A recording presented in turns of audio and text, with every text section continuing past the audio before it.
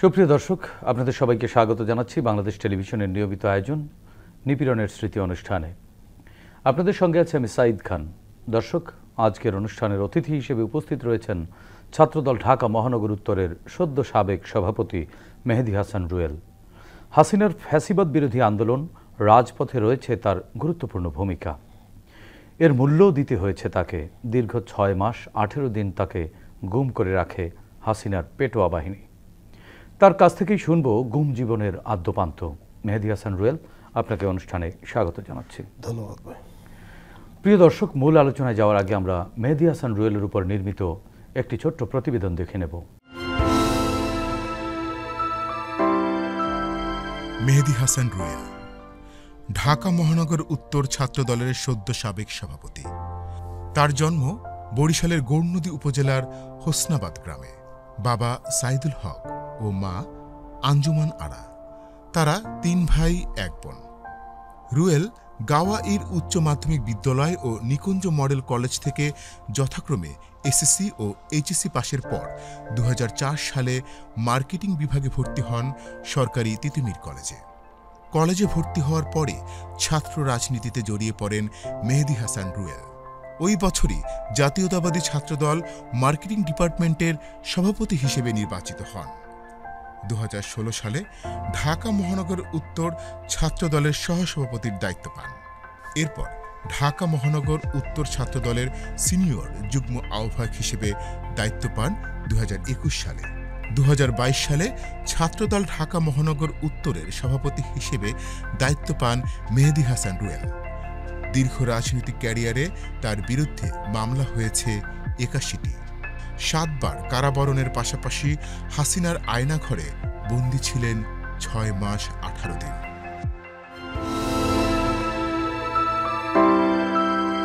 প্রতিবেদনটি দেখলাম, এবার শুনবো তার সঙ্গে ঘটে যাওয়া নিপীড়নের সেই সব স্মৃতি। মেহেদী হাসান রুয়েল, আপনি তো গুম হয়েছিলেন 6 মাস 18 দিন। সেই সময়টা কেমন ছিল? কোথা থেকে গুম করলো? কারা কিভাবে আপনাকে তুলে নিল? 2014 সালে 26শে ফেব্রুয়ারি, তখন বিএনপির আন্দোলন চলমান ছিল। 3 বারের প্রধানমন্ত্রী বেগম খালেদা জিয়ার বাসভবনের সামনে বালুর ট্রাক দিয়ে তাকে অবরুদ্ধ করে রাখা হয়েছিল দীর্ঘদিন। 2014 সালে তারই ধারাবাহিকতায় বিএনপি হরতাল, বিভিন্ন নানামুখী কর্মসূচি দিয়েছিল। আপনি সেই সব কর্মসূচিতে সক্রিয়ভাবে অংশ নিয়েছিলেন। যেদিনটা গুম হলেন সেদিনটা আপনি কোথায় ছিলেন? কটার সময় কি করছিলেন? কারা কিভাবে আপনাকে গুম করলো, তুলে নিল? ওদিন 2015 সালের 26শে ফেব্রুয়ারি ছিল হরতাল। আমি তিতুমীর কলেজের ছাত্রদলের রাজনীতির সাথে ওই সময় জড়িত ছিলাম। হরতালের পালন করার জন্য আমরা ঠিক দুপুর 12টা থেকে 12:30টার সময় নেতাকর্মীরা যমুনা ফিউচার পার্কের সামনে আমরা একত্রিত হচ্ছিলাম। নেতাকর্মীদের আসতে দেরি হওয়ার কারণে আমি যমুনা ফিউচার পার্কের ভিতরে দ্বিতীয় গেটে, যেটা বসুন্ধরা গ্রামীণ ফোনের দিকে যেই গলিটা, বসুন্ধরা আবাসিক, ওখানে দ্বিতীয় গেট থেকে আমি যমুনা ফিউচার পার্কের দোতলায় প্রবেশ করি। আমি ঢোকার সাথে সাথে 4 থেকে 5 জন সাদা পোশাকধারী লোকজন আমাকে ঘিরে ধরে। মানে যমুনা ফিউচার পার্কের ভিতরে আমাকে ঘিরে ধরে এবং 2 জন আমাকে আমার প্যান্টের পিছনে বেল্টে ধরে ফেলে, কোমর ধরে ফেলে। হঠাৎ করে বিষয়টা দ্রুত হওয়ার কারণে স্তম্ভিত হয়ে গেছি। এরপরে যমুনা ফিউচার পার্কের নিরাপত্তা কর্মীরা তাদের পরিচয় জানতে চাইলে তাদেরকে র্যাবের একটি বাহিনী, কোবরা বাহিনীর কার্ড দেখায় তারা। এরপরে আমাকে সাথে সাথে পিছনে হ্যান্ডকাপ, মানে দুই হাতে পিছনে হ্যান্ডকাপ, আমাকে যমুনা ফিউচার পার্কের সেকেন্ড গেট থেকে আমার সাথে একটা ছাত্রদল করা একজন কর্মী ছিল, নাম শুভ। আমি এবং ওকেই, 2 জনকেই আমাদেরকে একসাথে ধরে ফেলে। আমাকে পিছন গেটে 1 থেকে 2 মিনিটের মধ্যে আমাকে নিচে মেন রাস্তায় নামানোর সাথে সাথে 4-5 মিনিটের মধ্যে যখন সিলভার কালারের একটি মাইক্রোবাস, পরপর 2টো মাইক্রোবাস আসে, সেখানে আমাকে ঢুকায় এবং সাথে সাথে আমাকে একটি কালো রঙের কাপড় দিয়ে আমার মুখ ঢেকে ফেলে। ঢেকে ফেলার পরে তারা আমাকে বিভিন্ন ধরনের প্রশ্ন করা শুরু করে এবং এর মধ্যেই আমাকে গাড়ির ভিতরেই তারা। তখন তো আপনি ছাত্রদলের উত্তরের সভাপতি ছিলেন না মহানগরের? না, আমি তখন আমি 2004 সালে তিতুমীর কলেজে মার্কেটিং ডিপার্টমেন্টের সভাপতি ছিলাম। এরপরে আমি তখনও ক্যাম্পাস রাজনীতি নিয়মিত সক্রিয় ছিলাম আমি। এরপরে আমাকে গাড়ির ভিতরেই তারা লাঠি দিয়ে বিভিন্ন প্রকার আঘাত করা শুরু করে। আপনি কি কথা বলবার চেষ্টা করেছিলেন? হ্যাঁ, আমি জানতে চাচ্ছিলাম যে তারা আমাকে কেন কোন অপরাধে তা আমাকে অ্যারেস্ট করছে। কিন্তু আমি কি আপনার বিরুদ্ধে কোনো মামলা ছিল না, তখন আমার বিরুদ্ধে কখনো মামলা ছিল না, ওই মামলা ছিল না। আমাকে তারা দীর্ঘ সময় গাড়ি চলার পরে, আপনার মনে থাকবে যে ওখানে বিমানবন্দর, আমার বাসা জন্মস্থান দক্ষিণখানে, তো আমার নিয়মিত এয়ারপোর্ট থেকে যাতায়াত ছিল। তা আমি একটা সময় বুঝতে পারি, প্রায় আধা ঘন্টা 45 মিনিট পর বুঝতে পারি যে আমাকে এয়ারপোর্টের দিকে কোথায় নিয়ে যাওয়া হচ্ছে। কারণ রাস্তার ধরন, হ্যাঁ, রাস্তার ওখানে বলাকার পার হওয়ার পরে প্রায় 7-8টা স্পিড ব্রেকার ছিল ছোট ছোট। তো আমি স্পিড ব্রেকারগুলো পার হওয়ার পরে বুঝতে পারি যে আমাকে এয়ারপোর্টের দিকে কোথাও নিয়ে যাওয়া হচ্ছে, মানে এয়ারপোর্ট রোডে আর। তার আধা ঘন্টা পরে আমার তো চোখ বাঁধা, আমি তো বুঝতে পারতেছিলাম না যে আমাকে কোথায় নিয়ে যাচ্ছে। সম্ভবত আমাকে র্যাব 1-এর হেডকোয়ার্টারে নিয়ে যাওয়া হয়েছে। মানে এরপর আমাকে গাড়ি থেকে বের করার পরে আমার অপোজিট মানে একজনকে সম্ভবত ওরা নিয়ে আসছে। ওরা আসার পরে ওরা মানে আরো একজনকে নিয়ে আসার পরে মানে মেহেদি কে এটা তারা আইডেন্টিফাই করার জন্য তারা আমার হাতের সামনে তার আঙ্গুল দেখা, মানে এইরকম ভিচি করে, তারপরে ওরা এইরকমভাবে আঙ্গুল একজন দেখায় আর কি। আমি বুঝতে পারতেছি ঝাপসা যে কেউ মানে আমাকে বাম পাশে, আমি ছিলাম ডান পাশে থাকার কারণে ওরা আমাকে এভাবে বলার পরে আবার আমাদেরকে গাড়িতে উঠে প্রায় 5-10 মিনিট পরে সম্ভবত কাওলা এবং খিলক্ষেতের মাঝখানে আমার যে সহযোদ্ধা, যে ছোটো ভাই ছিল শুভ, ওকে এর মাঝখানে তো ওদেরকে ভয়ভীতি দেখাচ্ছিল, ও কান্নাকারি করতেছিল, মাত্র 10-এ পড়ে। তো ওকে বললো, ওর বাড়ির কথা জিজ্ঞেস করলো, ও বললো ওর দেশের বাড়ি ময়মনসিংহ। বলার পরে র্যাবে ওর মানিব্যাগ চেক করে দেখলো ওর পকেটে 200 টাকা আছে। তার সাথে তারা আরও 100 টাকা যোগ করে তারা বলছে যে তুই এখন যে তোকে নামাই দেবো, আমরা কারা, কীভাবে কি কোথায় তোকে অ্যারেস্ট করছিলাম, কীভাবে নিয়ে আসছি, এই বিষয়ে যদি কখনো জানাজানি হয় তাহলে তোকে ধরে আনি, আর কোনোদিন ফেরত দেবো না। আপনি এটা শুনতে পারছিলেন? আমরা একসাথেই বসা, আচ্ছা, গাড়ির ভিতরেই। আমাদেরকে আবার ব্যাক করে গাড়িতে গেলে ওকে এক পর্যায়ে গাড়ি থেকে নামিয়ে বলছে যে দৌড় দে, পিছনে তাকাবি না। তো ও পরবর্তী তার কখনো মানে পিছনে তাকায় নাই। আমি তো চোখ বাঁধা, আমার কিন্তু চোখে টুপি পরা, আমি শুনতে পাচ্ছিলাম। ওকে ও নেমে গেছে, এরপর আমাকে নিয়ে আবার গাড়ি টান দিল। প্রায় আধা ঘন্টা 45 মিনিট ঘোরার পরে, আপনারা তো জানেন যে বিশ্ব রোড ফ্লাইওভারে একটা ফ্লাইওভার আছে এখন, ওই ঘুরতে ঘুরতে প্রায় আধা ঘন্টা 45 মিনিট লাগছে। আমাকে আবার র্যাব অফিসে নিয়ে যাওয়া হয়। আসার পরে আমাকে হাঁটিয়ে তারা 2 তলায়, বুঝতে পারছিলেন একটা সিঁড়ি পার করার পরে 2 তলায় তারা আমাকে একটা রুমে চোখ বাঁধা এবং হাত পিছনে বাঁধা অবস্থায় কিছুক্ষণ রাখে, মেঝেতে রাখে। আমি মেঝেতে বসে থাকি। তার ঠিক 15-20 মিনিট পরে তাদের একটা টিম তারা আসে। মানে তখনও চোখ বাঁধা? আমার চোখ বাঁধা। আসার পরে তারা আমাকে একটাই রুমে নিয়ে যায়। রুমে নেওয়ার পরে সেখানে আমার চোখ খুলে দেওয়া হয় এবং আমার হাত একটা লোহার একটি চেয়ার, সেখানে আমার হাতে হ্যান্ডকাপ, 2 হাতে 2 হ্যান্ডকাপ এবং 2 পায়ে হ্যান্ডকাপ দিয়ে লাগানো হয়। লাগানোর পরে আমার চোখ খুলে দেওয়া হয়। তারা প্রত্যেকেই মানকি ক্যাপ, যে শুধু তাদেরকে আমি চোখ দুটো দেখা যাচ্ছিল, শুধু তাদের কোনো চেহারা দেখা যাচ্ছে, মানে যারা আপনার সামনে বসেছেন যারা মানকি টুপি পরা, সবাই শুধুমাত্র চোখ দেখা যাচ্ছিল। এরপরে তারা আমার এরপরে শুরু হয় নির্যাতন। কি দিয়ে? এরপরে প্রথমেই আমাকে কারেন্টের হিট, আমার মাথাতে আপনার চিপ, যে আমরা ব্যাটারিতে বিভিন্ন চালিত যে চিপ দেখি না, আমাকে চিপ লাগানো হয়, মানে কানের দুলের ভিতরে লাগানো হয় এবং প্রায় আমাকে 40 সেকেন্ড 50 সেকেন্ড করে 5-7-8 বার আমাকে কারেন্টের হিট দেওয়া হয়। তখন কেমন অনুভূতি, মানে মনে হয়েছিল কেমন? আমি তো মানে এই জিনিসগুলো দ্রুত হওয়ার কারণে, আমি তো মানে বুঝে ওঠার আগেই সব কিছু হওয়ার কারণে আমি বুঝতে পারতেছিলাম না যে আমাকে আসলে কি কারণে আমাকে গ্রেপ্তার করা হয়েছে। মানে আপনাকে যখন ইলেকট্রিক শক দেওয়া হচ্ছিল তখন আপনার শরীরের অনুভূতি কেমন? আমার মানে অনেক কিছু ভুলে যাচ্ছিলাম। আচ্ছা, ওই সময় বসা অবস্থা অনেক কিছু ভুলে যাচ্ছিলাম, কারণ মাথা ঝিমঝিম করছিল, দীর্ঘ সময় ভুলে যাচ্ছিলাম। এরপরে আমাকে কী করলো, তারা পায়ের চেয়ারটাকে উল্টো করে আমার পায়ের তলে দীর্ঘ প্রায় 10 মিনিট 12 মিনিট 2 পায়ের তলে তারা আমাকে লাঠি দিয়ে মারা শুরু করলো। চোখ খোলা? আমার চোখ খোলা, তাদের মানকি ক্যাপ করার পরে বিভিন্ন ধরনের। কতজন মারলো? 4 থেকে 5 জন, আনুমানিক তারা 5 জন হবে। মানে এক সময় তারা মানে পর্যায় করবে, তারা আমাকে পায়ের তলে আঘাত করতে, মানে একটা বাড়ি খাচ্ছিলাম পায়ের তলে, আর আমার মাথার মানে মগজটা কিভাবে মানে লাড়া দিয়ে উঠতেছিল পায়ের তলে বারবার, বাড়ির কারণে একই জায়গায়। একটা সময় মারছিল এই লাঠি, এক ধরনের রোল টাইপের শক্ত কিছু হবে। তো আমি মানে এক সময় সেন্সলেস হয়ে যাই, ওই চেয়ার উল্টানো অবস্থায় সেন্সলেস হয়ে যায়। আমি আবার আমাকে কিছুক্ষণ পরে যখন আমি আবার সেন্স ফিরে পাই, তখন আবার আমাকে কারেন্টের হিট প্লাস মার। কারেন্টের হিট এবার কোন জায়গায় দিল?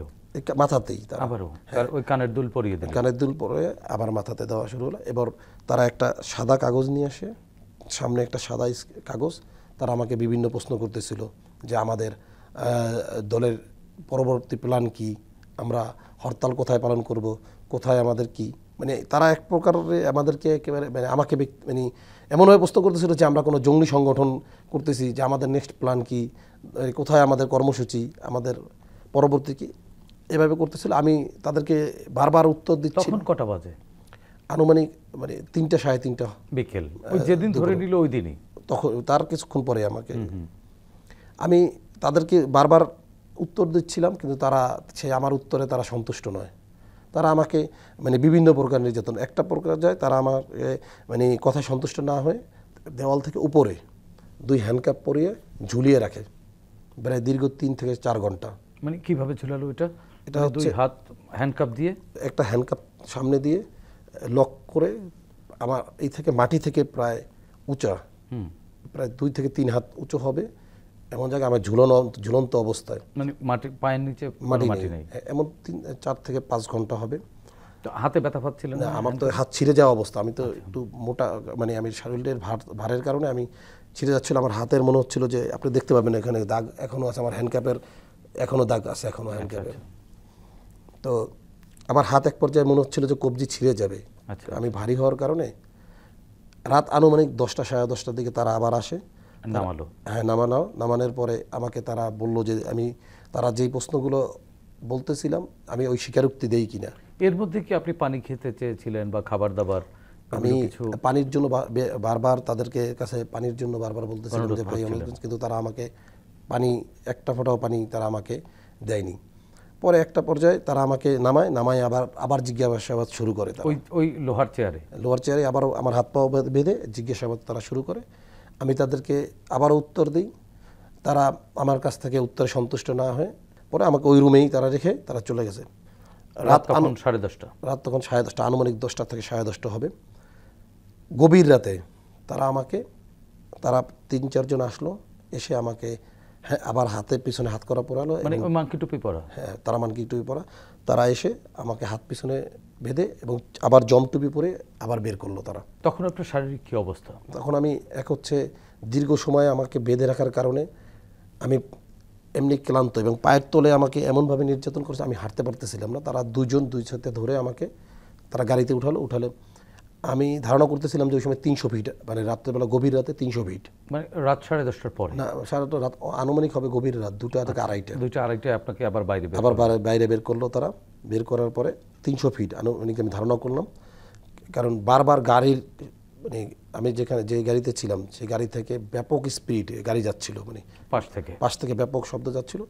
তখন 2 জন লোক আসলো, আমি তো চোখ বাঁধা এবং হ্যান্ডকাপ পিছনে পড়া। 2 জন লোক আসলো কি আপনার ওই যে গাড়িতে আপনাকে নিয়ে গেল ওই গাড়িতেই? হ্যাঁ, ওরা সবাই নেমে গেল। 2 জন লোক, আমার গাড়িটা খোলা, এক জায়গায় গাড়ি স্টিল করে রাখা হলো। 2 জন লোক আসলো, এসে আমাকে জিজ্ঞাসাবাদ করলো ওখানে। মানে অন্য 2 জন, নতুন 2 জন আসলো, বলল যে তোকে আমি কি জন্য নিয়ে আসছি এত রাত্রে, বুঝতে পারছো? আমি ঘাবড়ে গেছি, মানে আমি বললাম যে না, আমি বুঝতে পারতেছি না আমাকে কি জন্য, আমার অপরাধকে আমি তাই বুঝতে পারতেছি না। বলো কলমা পড়, আমরা তোকে ক্রোশ দেওয়ার জন্য নিয়ে আসছি। আমাকে ভয়ভীতি দেখাচ্ছিল। তুই তো সারাদিন। আপনি কি দোয়া পড়ছিলেন? কলমা পড়ে আমি মানে মৃত্যুর জন্য প্রস্তুতি নিচ্ছিলাম, কারণ আমি তারা আমাকে ভয় দেখানোর জন্য বলছিল না, আমাকে সত্যি সত্যি ক্রোশ দিবে, আমি এটা নিয়ে শঙ্কিত। মানসিকভাবে মৃত্যুর জন্য প্রস্তুতি নিচ্ছিলাম। তখন কি বাবা মা প্রিয় মুখগুলো ভেসে ওঠেনি মুখে, চোখের সামনে ভেসে ওঠেনি? আমার মা, বাবা, ভাই বোনের সবার কথাই মনে পড়তেছিল যে বাবা ছিল না, বাবা মারা গেছে বেশ 1 বছর আগে। তো 14 সালে আমার বাবা মারা যায়। তো বিশেষ করে মা এবং ছোট ভাইদের কথা মনে পড়তেছিল, কারণ বেশ আব্বাকে হারাইছে, বেশ কিছুদিন হয় নাই।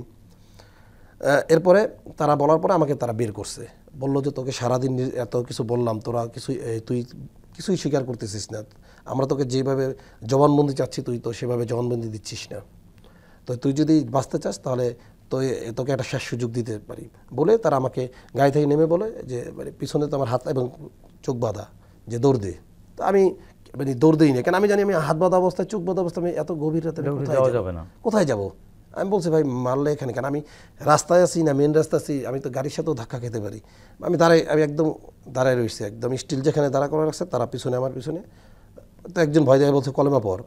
আমি তো বলতেছিলাম ওই ঘটনার যখন কলেমা পড়ার কথা বলছে তারপর থেকে আমি শুধু কলেমা পড়তেইছিলাম কলেমা। তো একটা পর্যায়ে তারা আমাকে আবার গাড়িতে উঠায় বলছে যে আপনাকে যখন দৌড় দিতে বললো আপনি দৌড় দিলেন না? না, আমি দৌড় দিইনি, কেন দৌড় দিলেও আমাকে গুলি খেতে হবে। কারণ তারা আমাকে মারার যদি তাদের ইচ্ছা থাকে, তাহলে আমাকে যদি ছেড়ে দেওয়ার ইচ্ছা থাকতো তাহলে তো আমাকে হাত পিছনে বাঁধা থাকতো না, চোখ বাঁধা থাকতো না। তো আমি এক পর্যায়ে বলছে যে তোকে আবার গাড়িতে উঠায় বলছে যে ঠিক আছে, তোকে এখন যেটা বলবো আমরা একটা জবানবন্দি লিখে দেবো, এখন যা আবার তুই জবানবন্দি ঠিকভাবে দিলে তাহলে তোর ই করবো না, নাহলে তোকে মেরে ফেলবো বলে তারা আবার আমাকে গাড়ি উঠানোর পরে আবার গাড়িতে ঘোরানো শুরু করে, আবার আমাকে নির্দিষ্ট জায়গায় নিয়ে যায়। তখন কি ভোর হয়ে গেছে প্রায়? আমি আসলে কেস করতে পারছিলাম না, সে সকাল না, ওই সময় আমি টাইমিংটা আমি আর মিলাইতে পারছি। এক প্রকার মৃত্যুর আশঙ্কা, শারীরিক নির্যাতন, নানান ধরনের দুশ্চিন্তা সব মিলিয়ে আসলে সময়ের কথা মনে ছিল না, টাইমিংটা আমি গেস করতে পারতেছিলাম। আমার কেন আমি হঠাৎ করে বলার কারণে বিষয়গুলো আমি একদম নিজের কাছে মৃত্যু ভয় যেটা ওখানে, তারপরে কেন আমার লাশ পাবে কিনা আমার পরিবার, নিজের লাশের চিন্তা করতাম যে আমার পরিবার জানবে কিনা যে আমি বেঁচে আছি না মরে গেছি। অ্যাটলিস্ট মনে মনে ভাবতেছিলাম যে আমার আম্মা আমার লাশটা দেখতে পাবে কিনা, এটা মনে মনে ভাবতেছিলাম। তো তারা আমাকে নিয়ে আসার পরে আমার হাত খুলে দিল এবং একটা বড় টেবিলের সামনে এরা 5-7 জন সামনে দাঁড়ানো, একটা ক্যামেরা সামনে রেকর্ডিং করছে তারা আমার, এবং তারা সাদা কাগজে পেন্সিলে একটা তারা জবানবন্দি লিখে দিল যে বিএনপির একটা নেতাদের চার্জ দিল, ভারপ্রাপ্ত চেয়ারম্যান সহ, যে তারা বিভিন্ন ধরনের দেশের নাশকতা, হরতাল অবরোধে, গাড়ি ভাঙচুর, অগ্নিসংযোগ। তো আমি এটা পড়ে দেখলাম যে অনেকগুলো কোনো ঘটনার সাথে আমি জড়িত না, প্লাস আমি জিনিসগুলো জানিও না। তো আমার দল তো এই কর্মসূচির সাথে যে ধরনের নাশকতার কথা বলতেছে, এই ধরনের নাশকতা কর্মসূচির সাথে আমার দলও জড়িত না। তো আমাকে এগুলো জানেনই না। আমাকে যখন দিতেছিল তো আমি পড়তেছিলাম, বাট পড়ার মধ্যে আমি কথাগুলো একটু টেকনিক্যালিভাবে বলতেছিলাম যে এই ঘটনার সাথে আমি জড়িত না বা আমার পার্টির। তখনই আমার পিছন থেকে আবার তারা এই করে মারতেছিল, এমন করে 5-7 বার তারা ট্রাই করছে আমার কাছ থেকে জবানবন্দি নেওয়ার জন্য, পড়বার জন্য। পরবর্তীতে একটা সময় আমি বলছি যে আপনারা যদি আমাকে মেরেও ফেলেন, আমি এই ধরনের স্টেটমেন্ট দলের বিরুদ্ধে, প্লাস আমি যেই ধরনের নাশকতার সাথে কারণ আমি জানি যে তাদের যে লেখা স্টেটমেন্ট এটা যদি আমি পড়ি, পরবর্তীতে আমি তো রাষ্ট্রদ্রোহী মামলা খাবো, বা পরবর্তীতে আমি আমার জীবন নিয়ে হুকুকি, কারণ আমি তো ওই সন্ত্রাসী কর্মকাণ্ডের সাথে জড়িত নই। তো পরবর্তীতে আমি অস্বীকার জানার পরে তারা আমাকে নির্যাতন শুরু করে। তখন আমাকে এবার নির্যাতন কি ভিন্ন কিছু তারা আমাকে ওই রুম থেকে, যে রুমে আমাদেরকে রেকর্ডিং করার কথা ছিল, ওই রুম থেকে তারা আমাকে অন্য রুমে নিয়ে যায়। কিন্তু মাঝখানে মজার বিষয় হচ্ছে ওরা কখনো কলম ইউজ করে না, ওরা পেন্সিলে করে, আবার সাথে সাথে মুছে ফেলে। আমার তো চোখ খোলা ওই সময়, তাদের কি ক্যাপ, বাট আমার তো কাউকেই চিনতে পারিনি। পরবর্তীতে আমাকে পাশের রুমে নিয়ে আমার 2 নখের ভিতরে, এই আঙ্গুলে, বাম হাতের 2 আঙ্গুলের ভিতরে আমাকে সুই দিয়ে আমাকে বেশ কয়েকবার, আপনার 7-8 বার আপনার আমার যখন এই 2 নখের ভিতরে আপনার সুই ঢুকানো হয়, তখন আমার ব্যাপক রক্তক্ষরণ হয়, রক্ত ছিটা বিভিন্ন জায়গায় আর কি, রক্ত হয়। এভাবে আমাকে সারা রাত নির্যাতন করে। একটা সময় আমি সেন্সলেস হয়ে পড়ি। তারপর আমার আর মনে পড়বে সম্ভবত 2-3-4 ঘন্টা পরে বা 5 ঘন্টা পরে আনুমানিক আমি যখন সেন্স ফিরে পাই, তখন ওরা আমাকে ওয়াশরুমে ইউজ করতে দেয়। আমি ওয়াশরুমে গিয়ে দেখি আমার হ্যান্ডক্যাপে র্যাব লেখা। আমি যখন ছিলাম ওইটা ছিল আপনার, আমি ওয়াশরুম থেকে বাইরে মুখ দিয়ে দেখি, বাইরে আমি উকি মারার চেষ্টা করি যে ভেন্টিলেটর দিয়ে কিছু দেখা যায় কিনা। তখন আমি র্যাব 1-এর যে এপিবিএনের যে মাঠটা, ওই মাঠটা আমি তখন দেখতে পাই। ওই এলাকাটা আপনার আমার পরিচিত, আমার স্কুল ওখানে ছিল, ইন্টারমিডিয়েট ওই আশেপাশেই কলেজেই ছিল। তো আমি মোটামুটি এপিবিএন মাঠে আমি ছোটকালে ক্রিকেটও খেলছি বহুবার, যে কারণে পরিচিত বিষয়টা। আমাদের যাতায়াত পথে র্যাব 1-এর ওই মাঠটাও আমাদের রাস্তার পাশে দেখা যায়। তো পরবর্তীতে আমাকে ফ্রেশ করার পর আমাকে ভাত খাওয়ানো হয়, রুই মাছ দিয়ে আমাকে ভাত খাওয়ানো হয় প্রথম, আপনাকে ধরে আনার পর থেকে দ্বিতীয় দিনের প্রথম দিক দিয়ে, শুরুর দিক দিয়ে আমাকে সম্ভবত সকাল হবে, খাওয়ার সাথে সম্ভবত কিছু ঘুমের ওষুধ বা অচেতন খাওয়ার পরে আমি কয়দিন পরে ঘুম থেকে উঠছি আমি নিজেও জানি না। পরবর্তীতে আমি যেখানে আমার ঘুম ভেঙে যাওয়ার পরে, যেখানে আমি নিজে আবিষ্কার করি, সেখানে আমার হাত এবং চোখ বাঁধা, আপনারা দেখতে পাবেন আমার নাকের এখানটায় একটা দাগ আছে, জমটুপি না দিয়ে আমাকে বাঁধা, এবং হাত পিছনে বাঁধা অবস্থায় আমি একটা জায়গায় বসা অবস্থায়, যখন আমার সেন্স ফিরে, দেওয়ালের সাথে পিছনে একটা কাঠ দেওয়া আছে। তো আমি যখন হয় তখন আমি তো আমার তো হাত পিছনে বাঁধা, আমি টপ শব্দ করি, দেওয়ালে শব্দ করি, তো কাঠ দেওয়া দেওয়ালের সাথে। তো তারা একজন আসে, আসার পরে তারা বলতেছে, আমি বললাম যে ভাই আমি একটু ওয়াশরুমে যাব। পরে তারা আমাকে ধরে একজন ওয়াশরুমে নিয়ে গেল। তো ওয়াশরুমে গিয়ে আমি চেষ্টা করলাম যে আমি কোথায় আছি বোঝার জন্য, কারণ আমি তো এতক্ষণ আমার ঘুমের কারণে খাবারের সাথে কিছু মিশানোর কারণে আমার হুঁশ নেই, আর টাইমিংটা আমি কয়দিন হয়েছে আমি বুঝতে পারতেছিলাম না। তো গিয়া আমি এবার চেষ্টা করতেছিলাম ভেন্টিলেটর দেখে, কিন্তু আমি ভেন্টিলেটর থেকে কিছুই দেখতে পাচ্ছিলাম না, মানে কোথায় আছি, মানে প্রথম যে স্থানে ছিলাম আর পরবর্তীতে ঘুম থেকে ওঠার পরে যে স্থান, দুইটাই অন্যরকম, ভিন্ন।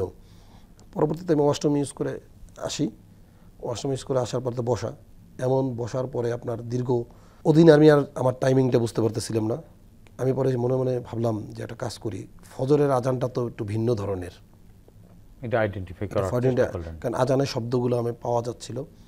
আমাকে যেখানে রাখা হয়েছিল ওই জায়গাটায় 5 মিনিট পর পর প্লেন যাচ্ছিল। পরে আমি বুঝতে পারছি যে আমি কোনো মাটির তলে আছি আমি, এরকম করে দীর্ঘদিন। তো একটা ফজরের সময় আমি কাউন্ট করি যে আমি প্রথম দিন গোনা শুরু করি, যে আমি ফজরের আজানের পর থেকে দিন গোনা শুরু করি। তো এমন করতে করতে করতে করতে আপনার 4 মাস 10-12 দিন 13 দিন এমন হবে আনুমানিক। এই সময় ওই একই রুমে এর মাঝখানে আমাকে মানে প্রতিদিনই কম বেশি আর কি, যারা ডিউটিরত অবস্থায় ছিল তারা প্রতিদিনই কম বেশি মানে মারতো আমাকে, কম বেশি। আমার তো হাত আর চোখ বাঁধা, বের করে নিয়ে মারতো না, ওখানেই আর কি। দেখা যাচ্ছে আমি নামাজ পড়তে চাইতাম বা ওয়াশরুমে যেতে চাইতাম, তো ওনাদের এই ছিল যে প্রতিদিন সর্বোচ্চ গেলে 2 বারের বেশি মানে ওয়াশরুমে যাওয়া যাবে না। তো দেখা যাচ্ছে অনেক সময় 2 বারের বেশি 3 বার যেত, কিন্তু ওই সময় আমি ডাক দিলেই ওরা আমাকে মারতো, বা ওরা খাবার দিত, খাবার সীমিত অন্যদের দিত। তো আমাকে এর মাঝখানে একদিন সম্ভবত আগস্টের কোনো একটা তারিখে হয়তো র্যাবের প্রতিষ্ঠা বার্ষিকী, ওদিন মানে ভালো খাবার দিয়েছিল। তো আমি প্রায় সময় আপনার কাউন্ট করতাম যে ওখানে আসলে কয়জন আমরা আছি। তো ওখানে আমি 14টা প্লেট, যখন আমাদের খাওয়া, ওখানে আবার আমি ছিলাম, তো বললাম না বাউন্ডারি দেওয়ার মতন অনুভব করলাম যে আমার পাশে কাপড় দিয়ে মোড়ানো, আমাকে অল্প একটা জায়গার মধ্যে আমাকে শুতে দিত না, বসিয়ে রাখতো সারাক্ষণ, বসা অবস্থায় 4 মাস 10 দিন ওখানে আমি, মানে হ্যান্ডকাপ পিছনে অবস্থায় 4 মাস 10 দিন চোখ বাঁধা। তো হঠাৎ করে আমি অনুভব করি যে ওখানে আরও কিছু লোকজন আছে, কারণ ওখানে 3টা ছেলের আমি আবিষ্কার করি যে ওখানে আমার আশেপাশে 3টা সেল আছে। কারণ যখন সেলটা খুলতো তখন লোয়ার গেটের শব্দ যেটা খুললে, ওখানে ভিতরে যখন খাবার দিত একমাত্র ওই সময় তারা খুলতো।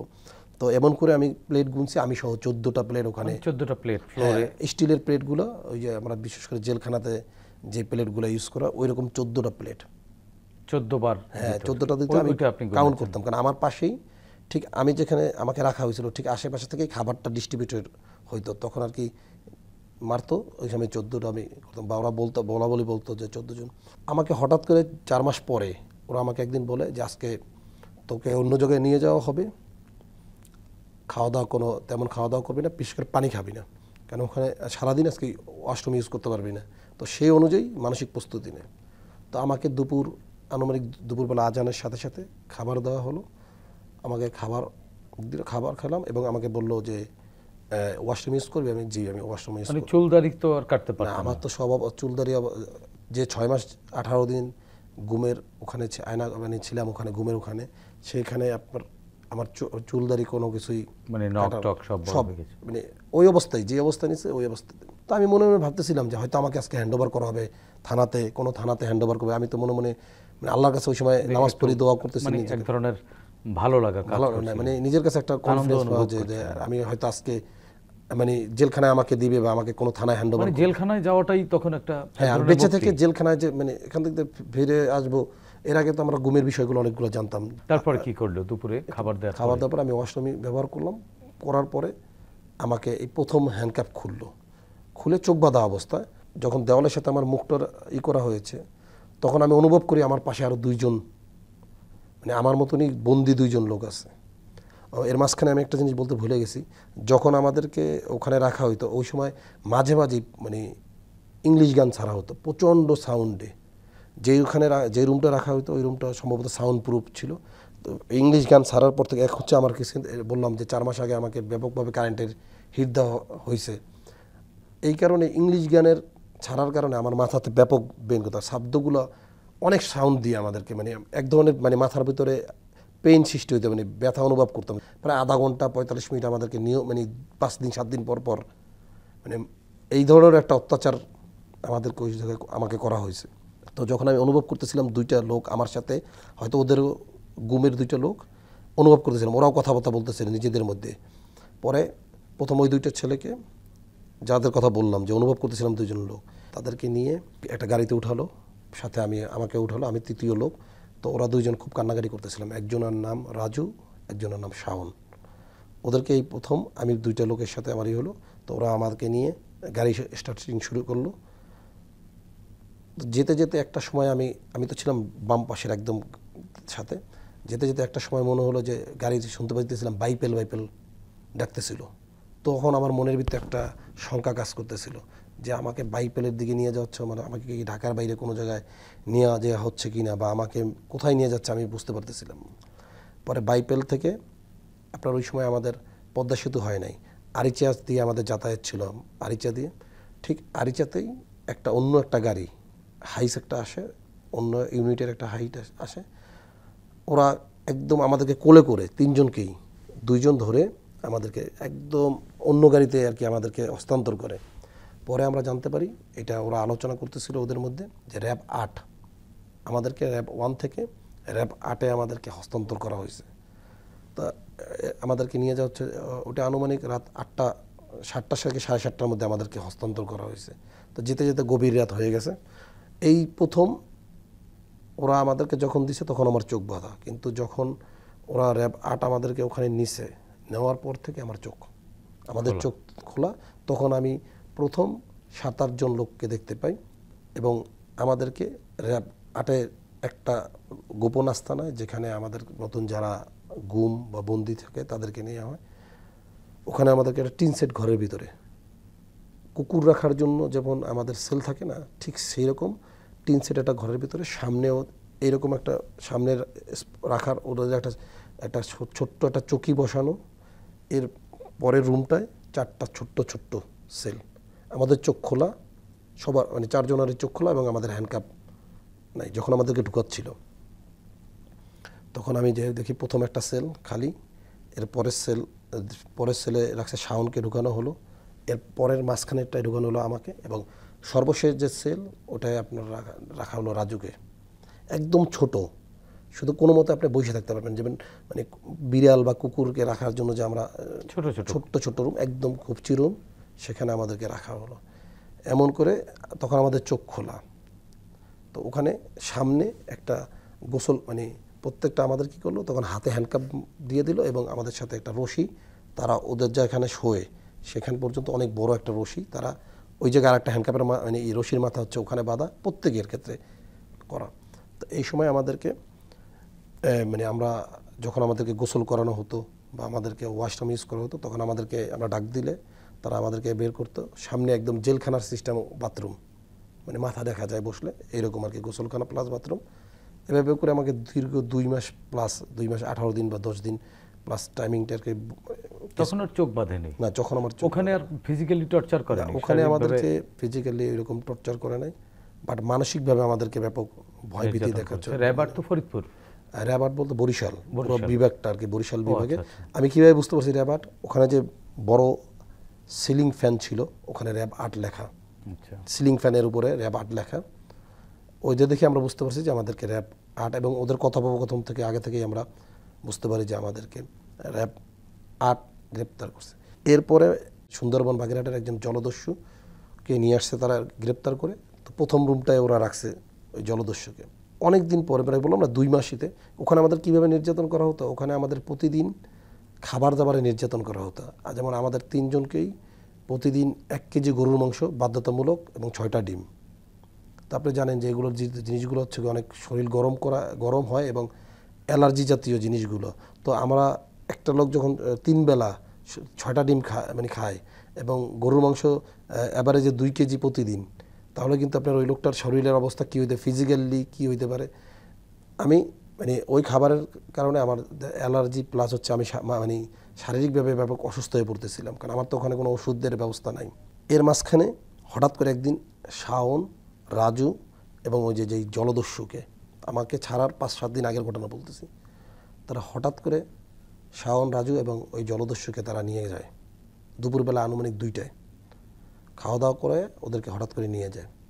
তো নিয়ে যাওয়ার পরে ওরা বলাবলি করতেছিল শাওনকে এবং জলদস্যু তাদেরকে ক্রস ফায়ার দেওয়া হয়েছে। ওরা নিজেরা বলাবলি করতেছিল। আমি যেমন ওখানে তো ডিউটি করতো 2 থেকে 3 জন লোক, তো ওখানে দীর্ঘদিন হয়ে যাওয়ার কারণে ওদের সাথে আমরা বিভিন্ন সময় কথাবার্তা বলতাম, মানবিক বিষয়গুলো ওদেরকে বলতাম যে ভাই আমার পরিবারকে আপনারা অন্তত খবর দেন বা আমাদের জানার জন্য বিষয় বিভিন্নভাবে বলতাম। তো ওই সময় আমি যেই রুমটায় ছিলাম, ছোট্ট যেই রুমটায় ছিলাম, ওই রুমে আমি বেশ কিছু নাম দেখতে পাই, রক্তে লেখা নাম, মোবাইল নাম্বার। এর মধ্যে আপনার ওই রুমে ঝন্টু নামে একটা নাম ছিল, সে লেখা ছিল আমি ঝন্টু, তেজগাঁও কলেজ ছাত্র দলের আমি কর্মী, রক্তে লেখা, এবং তার একটা বাংলা লিঙ্ক নাম্বার লেখা ছিল। এবং অনেকগুলো লোকের নাম আমি দেখতে পাই, কিন্তু অনেক মানে দীর্ঘদিন হয়ে যাওয়ার কারণে ক্রস ফায়ার দেওয়া হয়েছে ওই 3 জনকে, দুজনকে ওরা বলাবলি করছে, হ্যাঁ বরাবর করছিল। আর রাজুকে নাকি ওরা ছেড়ে দিচ্ছে, ওরা নিজেরাই। আমি যে ডিউটিরত আসলে কি এরপরে শাওনকে আপনি খোঁজার চেষ্টা করেছেন? এই সিন দেখার পরে আমি হঠাৎ অসুস্থ হয়ে পড়ি, কারণ আমার সাথে 3টা লোক আসছে, আমরা একসাথে 2টা লোক নাই। তো আমি নিজেই ভয়ভীতি পেয়ে মানে ভয়ে হয়ে গেছে, আমি অসুস্থ হয়ে পড়ি। তো একটা সময় তারা আমাকে প্রাথমিকলি ওষুধ এনে খাওয়ায়, কিন্তু বাট আমি সুস্থ হই না, আমি শারীরিকভাবে অসুস্থ হয়ে পড়ি। হওয়ার কারণে পরে ওরা ওদের হয়তো ঊর্ধ্বতন কর্মকর্তার সাথে কথা বলে যে এইভাবে যদি থাকে এখানে মারা যেতে পারে। তো যেদিন আমাকে ছাড়া হবে আর কি, আমাকে সেদিন আমাকে ওরা এসে বলেছে দেখো আমরা মানবিক কারণে তোমাদের চোখ বেঁধে রাখি নাই, আমাদেরকে ঢাকা থেকে বলেছিল যে তোমাদেরকে চোখ বাঁধা অবস্থা রাখতে এবং হাত পিছনে বেঁধে রাখতে, বাট আমরা মানবিক কারণে তোমাদেরকে আমরা গ্রেপ্তার করি নাই, তাই মানবিক কারণে তোমাদেরকে আমি চোখ বেঁধে রাখিনি এবং হাত বেঁধে রাখিনি। তোমাকে যদি আমাদের সিও জিজ্ঞেস করে, র্যাবের যে সিও তৎকালীন সিও ছাড়া এসে জিজ্ঞেস করবে, যদি তোমাকে জিজ্ঞেস করে তার তুমি বলবা যে তোমার চোখ এবং হাত 24 ঘন্টা বাঁধা ছিল, যারা ডিউটির ওপর যে 2 জন ছিল। বলার পর দুপুর আমাকে 3টা থেকে 3:30টার মধ্যে আনুমানিক আমাকে নিয়ে যাওয়া হয়, একটা স্থানে নিয়ে যাওয়া হয়।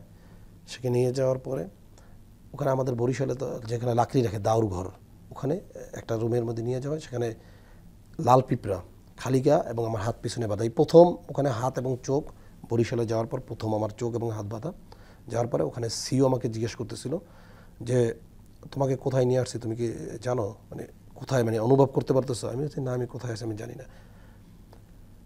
বলতেছে তোমাকে যদি এখন ছেড়ে দেওয়া হয় তুমি তাহলে কি বলবা? এর আগে ওরা আমাকে একটা মানে এই যে আমাকে ছেড়ে দেওয়ার আগে ওরা আমাকে একটা কন্ডিশন বলে যে তোমাকে যদি আমরা ছেড়ে দিই তাহলে তুমি বলবা যে তুমি রাজনৈতিক মামলার ভয় এতদিন আত্মগোপনে চট্টগ্রামে ছিল, এই ধরনের একটা কথা আমাকে র্যাবের থেকে শিখে দেয়। তুমি যদি এটা না বলো আমরা কিন্তু তোমাকে আবার যেখানেই থাকবো ওখান থেকে কেস করে তোমাকে ক্রুজ দিয়ে দেবো।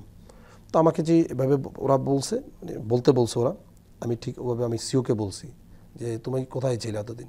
আমি তো জানি না স্যার আমি কোথায় ছিলাম। তো বললো যে আজকে তোকে যদি আমি ছেড়ে দিই তুই কি বলবি? আমি বলছি যে আমি বলবো চিটাগাঙে ছিলাম আত্মগোপনে মামলার ভয়ে। এরপরে ওরা আমাকে রাত আনুমানিক 8টার দিকে ওরা আমাকে নিয়ে বের হয়।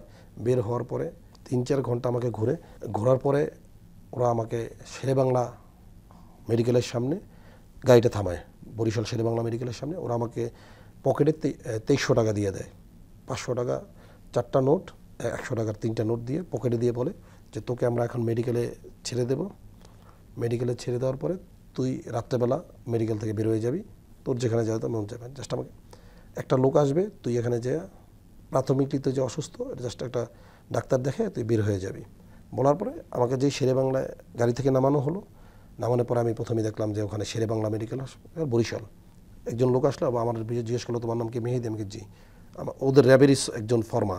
তারা আমাকে নিয়ে যাওয়ার পরে আমি ইমার্জেন্সি ডাক্তারকে আমি আমার শরীরের কথা বলি। ইমার্জেন্সি ডাক্তাররা তখন আনুমানিক 12:30 থেকে 1:30 তখন আমাকে তারা ভর্তি দিয়ে দেয়, ইমার্জেন্সি ডাক্তার আমাকে ভর্তি দিয়ে দেয়। তো আমি এই ভর্তিটা হয়েছি কিন্তু আমি মানে ইচ্ছা করে, কারণ আমি জানি যদি আমি এখন আবার বের হই, যদি আমাকে ক্রস দিয়ে দেয়, এই জন্য আমি বুদ্ধি মানে মানসিকভাবে বুদ্ধি খেটে আমি ওখানে ওরা ভর্তি হইতে আমাকে মানা করছিল। বাট আমি জানি যে সরকারি রেজিস্ট্রেশন খাতায় যদি একবার আমার নাম উঠে যায় তাহলে তো ওখান থেকে আমাকে তারা চাইলেও তাকে আমাকে সহজ হবে না। আমি এই বুদ্ধি করেই আমি ইমার্জেন্সিতে ভর্তি করি, কারণ ওখানে তো আমার সাথে র্যাবের এই ফর্মাটা ছিল, বাট কোনো ধরনের র্যাবের পোশাকধারী কোনো লোকজন বা সিভিলের কোনো লোকজন। ঠিক তখনই আমি ভর্তি হয়ে যাই। ভর্তি হয়ে যাওয়ার পরে আমাকে 11 নম্বর মানে উপরে আমাকে উপরে নিয়ে যায় 10তলাতে 8তলা বা 10তলাতে নিয়ে যাওয়া হয়। তারপরে আমাকে বাইরে, ওখানে তো লোকজন সরকারি হাসপাতালে এত বেশি হওয়ার কারণে আমাকে বাইরে একটা সিট দেওয়া হয়, আমি বাইরে বসে থাকি। ঠিক তখনই র্যাবের যা এইসব কর্মকর্তার সাথে এতদিন আমার ডিউটি করছে তারা আমার আয়সা দমকাদমকি শুরু করলো যে তোকে তো আমরা বলছি যে তুই জাস্ট ডাক্তার দেখে বের হয়ে যেতে। আমি বলছি যে ভাই আমার শরীরের যে কন্ডিশন, আমি রাস্তায় যে কোনো সময় পড়ে মারাও যেতে পারি, সেই জন্য আমি ভর্তি। আমি বলছি ডাক্তারকে আমার শরীরের অবস্থার কথা বলার পরে সে আমাকে ভর্তি দিছে। দেওয়ার পরে তারা এখন তো আর তাদেরকে চাইলেও আমাকে ডাক্তার এত রাতে তারা রিলিজ করতে পারবে না। তো ডাক্তারের সাথে তারা ডিউটি অফিসারের সাথে কথা বলে, ডিউটি অফিসার বলে যে কালকে সকাল ছাড়া তাকে রিলিজ করা সম্ভব না। পরবর্তীতে ওরা অবস্থা খারাপ দেখে ওরা কোতোয়ালি থানাতে খবর দেয়। তা আমাকে কোতোয়ালি থানার ভারপ্রাপ্ত তৎকালীন কর্মকর্তা এসে আমাকে ওখানে মানে আমার নাম জিজ্ঞেস করে, আমি যখন আমার নাম জিজ্ঞেস বলি তখন তারা আমাকে গ্রেপ্তার দেখায়। তো আপনি বুঝতে পারতেছেন যে একটা লোকের চুল 6.5 মাসে কত বড় হতে পারে, দাড়ি কত বড় হতে পারে। আমার এমনি চেহারার গঠন ছিল একেবারে বিবস্ত্র অবস্থা। পরবর্তীতে ওই সময় যেদিন আমাকে ছাড়া হয় তার পরের দিন মুজাহিদের ফাঁসির রায়ের কারণে জামাতের হরতাল চলতেছিল, এই কারণে ওরা আমাকে গ্রেপ্তার দেখে ভিতরে 2 জন কনস্টেবল দিয়ে তারা আমায় রেখে যায়। তো পুরা শেরেবাংলা মেডিকেলে একটা থমথমে অবস্থা যে একজন সন্ত্রাসী ধরা পড়ছে। কারণ এত রাত্রেবেলা গভীর রাতে যখন যায় আর এত বড় চুলওয়ালা একটা লোক।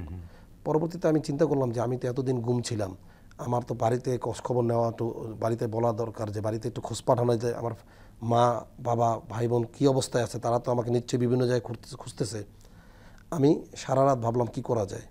আর যেহেতু কনস্টেবল ছিল সারা রাত, এর মধ্যে NSI SB DB আমাকে এসে বারবার জিজ্ঞাসাবাদ, আপনাকে কীভাবে আপনার নাম তো মেহেদি, আপনার আম্মা সংঘর্ষ সম্মেলন করছে ঢাকাতে, আপনি দীর্ঘদিন গুম ছিলেন, কোথায় ছিলেন। আমি ওই একই কথা বলছি যে র্যাব যেটা আমাকে শিখিয়ে দিয়েছিল।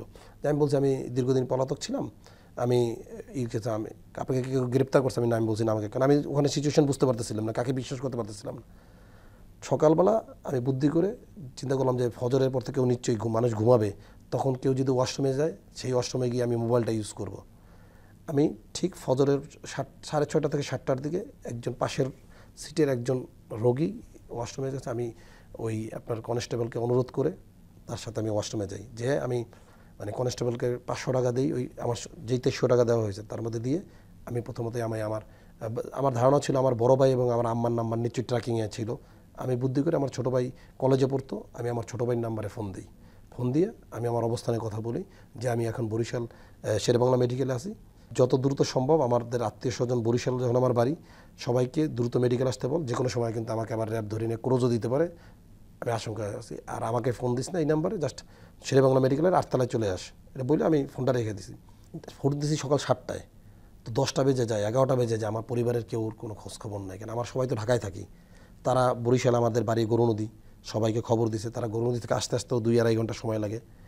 তো একটা সময় আমি হঠাৎ করে এর মধ্যে জানাজানি হয়ে যায়, সম্ভবত আমার ফ্যামিলির লোকজন আমাদের কলেজের তিতুমির কলেজের নেতৃবৃন্দকে জানায়। তো ওই সময় আমার কলেজের একটা ছোটো ভাই নাম মাইনুল, হলের প্রেসিডেন্ট ছিল, ও আমার সাথে প্রথম আর কি এই 6.5 মাস 18 দিন পরে একটা ছেলে ও আমার কাছে তখন প্রথম যায়, যা বলে ভাইয়া আমার জড়াই দিয়ে কান্নাকাটি শুরু করছে। তখন আমার আশেপাশে র্যাবের অনেক কর্মকর্তারা ছিল মানে সিভিলে, তখন আমি ওকে দেখেও চিনিও না চেনার ভান করি।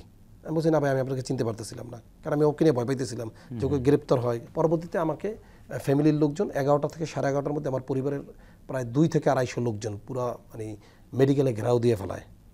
তখন র্যাব পুলিশের কর্মকর্তারা র্যাবকে জানায় যে তার আত্মীয় স্বজনরা আসলে মেডিকেলে ঘিরে ফেলছে, তো সিচুয়েশন এখন আমরা আর কন্ট্রোল করতে পারতেছি না, কারণ আমার আত্মীয় স্বজনরা সবাই এগ্রেসিভ মুভমেন্টে ছিল, আমাকে এতদিন পর ফেরত পাইছে। পরে তারা আমাকে কোতোয়ালি থানাতে নিয়ে যায়, নিয়ে গিয়ে একটি রাজনৈতিক হত্যা মামলায় আমাকে গ্রেপ্তার দেখায়। আমি রাজনৈতিক মোকাবেলা করে 4 মাস 15 দিন পরে, মানে এই 6 মাস পরে আরো 4 মাস 15 দিন আমি রাজনৈতিকভাবে মানে মামলা আইনি প্রক্রিয়াতে আমি পরবর্তীতে জামিনে আসি। এই মুহূর্তে কতগুলো রাজনৈতিক মামলা নিয়ে ঘুরছেন? আমি এই মুহূর্তে আমার রাজনৈতিক 81টি মামলা নিয়ে আমি রাজনৈতিক 81টি মামলা এখনো আছে আপনার। এই যে মনে করেন যে যাদের কারণে গুম হলেন, একবারে মৃত্যুর মুখ থেকে ফিরে আসলেন, তাদের বিরুদ্ধে কি আপনি অভিযোগ করেছেন, গুম কমিশনে মামলা করেছেন? আমি গুম কমিশনে আমি অভিযোগ দায়ের করি। এছাড়াও আন্তর্জাতিক আপনার মানবাধিকার ট্রাইব্যুনালে আমি 48 জনকে আসামি করে আমি একটি অভিযোগ দাখিল করেছি, তারা ওইটা তদন্ত চলমান রয়েছে। জীবন থেকে যে সময়টা, মূল্যবান সময়টা একটা অনিশ্চিত সময়ের মধ্যে বা এক ধরনের অনিশ্চয়তার মধ্যে পড়ে গেলেন, জীবনে কি কখনো হিসেব করেছেন যে এই সময়টা কেমন ছিল? মনে পড়ে? আমি এখনও আতঙ্কে আছি, কারণ র্যাব আমার কাছ থেকে, র্যাব আমাকে ছেড়ে দেওয়ার আগে বারবার বলছে যে তোমরা হয়তো আমাদের 1 2 5 জনকে তোমরা হয়তো তুমি জবানবন্দি যদি কখনো দাও যে আমার র্যাবের বিরুদ্ধে, হয়তো তুমি আমাদের 5 জন 10 জনের চাকরি চলে যাবে, কিন্তু তোমরা কিন্তু র্যাবকে বিলুপ্ত করতে পারবে না। মানে এটি কি এই 5 আগস্ট পরবর্তী সময়ে বলেছে? না, এটা আপনার প্রথম যখন আমার ছাড়ার পর্বতে আমার ভাই এবং বোনদেরকে বারবার হুমকি দিয়েছে যে আপনার ভাই যদি মুখ খোলে, আমি প্রায় 4 বছর 5 বছর, আমি 14-15 সালের পরে 5 থেকে 7 বছর আমি মানে বাড়িতে যেতে পারি নাই। আচ্ছা আচ্ছা। কারণ আমার বাড়িতে নিয়মিত সর্বশেষ জুলাই গণ অভ্যুত্থানে কি রাজপথে ছিলেন? যেই স্বৈর সরকারের মাধ্যমে গুম হয়েছিলাম, নির্যাতনের শিকার হয়েছিলাম, সেই স্বৈর সরকার মানে সরকারের পতনে আমি নেতৃত্ব, ঢাকা মুক্ত ছাত্র দলের নেতৃত্বে ছিলাম এবং সামনে থেকে একদম মানে নিজেই রক্ত। এই যে যখন গুম হয়েছিলেন, যে মৃত্যুর ভয়, এই আন্দোলনের সময় সেই ভয়টি কি কাজ করেনি? আমরা রাজনীতি করি, আমরা গুম হব, আমরা মানে মামলা খাবো, আমরা নির্যাতনের শিকার হব, এটাই তো স্বাভাবিক। আমরা তো আসলে এই সব কিছু ঊর্ধ্বে রেখেই তো আমরা আসলে, যখন আমাদের ভারপ্রাপ্ত চেয়ারম্যান তারেক রহমান আমাদের পরিবারের সাথে যোগাযোগ রেখেছেন, আমি যখন গুম ছিলাম তিনি আমার পরিবারের খোঁজখবর রেখেছেন। আমি 7 ডিসেম্বর গ্রেপ্তার হই, আমার আম্মার সাথে সে কথা বলেছেন। 17 জুলাইতে আমি আবার গ্রেপ্তার হই, সে আমার আম্মার সাথে যোগাযোগ রেখেছেন, পরিবারের খোঁজখবর রেখেছেন এবং তিনি আমার উপর আস্থা এবং বিশ্বাস রেখে আমাকে ঢাকা মহানগর ছাত্র দলের যে দায়িত্ব দিয়েছিলেন, আমি 3 বছর চেষ্টা করেছি সেই দায়িত্ব পালন করার। জীবনে কি সান্ত্বনা খুঁজে পান এখন, তাই তো? জীবনের অর্থ খুঁজে পাচ্ছেন, স্বপ্ন, আগামীর যে সম্ভাবনা, সবগুলো নিয়ে আশাবাদী আপনি, তাই তো? ইনশাল্লাহ আমরা আশাবাদী যে ইনশাল্লাহ একটা ভালো বাংলাদেশ হবে ইনশাল্লাহ। দেশটা তারেক রহমানের নেতৃত্বে ইনশাল্লাহ আমরা একটা ভালো বাংলাদেশ উপহার পাবো ইনশাল্লাহ। গণতন্ত্রের দেশে ফিরে আসবে, সেটা আমাদের বিশ্বাস। জি, ধন্যবাদ মেহেদী হাসান রয়েল আপনাকে। প্রিয় দর্শক, শেখ হাসিনা সময়ের স্রোতে হারিয়ে যাওয়া এক ঘৃণিত ফ্যাসিস্টের নাম, যিনি নিজের ক্ষমতাকে দীর্ঘস্থায়ী করতে বিরোধী রাজনৈতিক কর্মীদের উপরে চালিয়েছিলেন নিপীড়ন। তার এই নিপীড়ন পৃথিবীর বহু স্বৈরাচারের রক্ত নদীকে করেছে ম্লান, গড়েছে নির্মমতার নতুন রেকর্ড। জীবনের শুরুতেই হাসিনা সরকারের নির্মমতার শিকার রুয়েল হয়েছিলেন এবং হারিয়েছিলেন জীবনের সোনালী সময়। হামলা, মামলা, গুমের মতো অমানবিক নির্যাতন ভোগ করে এখনও যে সব স্মৃতি বয়ে বেড়াচ্ছেন, আমাদের প্রত্যাশা 24 পরবর্তী বাংলাদেশে নিপীড়িত এই মানুষটি তার যথাযোগ্য ক্ষতিপূরণ পাবেন। সেই সাথে আওয়ামী আমলে প্রশাসন যে দলীয় প্রীতি দেখিয়েছে, সেখান থেকে বেরিয়ে আসবে দেশের আইন ব্যবস্থা। দর্শক, এই অনুষ্ঠানে চাইলে আপনিও যোগ দিতে পারেন। আমাদের ইমেল nipiranersriti.btv@gmail.com-এ পাঠাতে পারেন আপনার সঙ্গে ঘটে যাওয়া যে কোনো নিপীড়নের ঘটনা। আগামীতে বাংলাদেশ টেলিভিশনের মাধ্যমে আমরা সেগুলো তুলে ধরব। সে পর্যন্ত সবাই ভালো থাকুন, সুস্থ থাকুন, বাংলাদেশ টেলিভিশনের সঙ্গেই থাকুন। খোদা হাফেজ।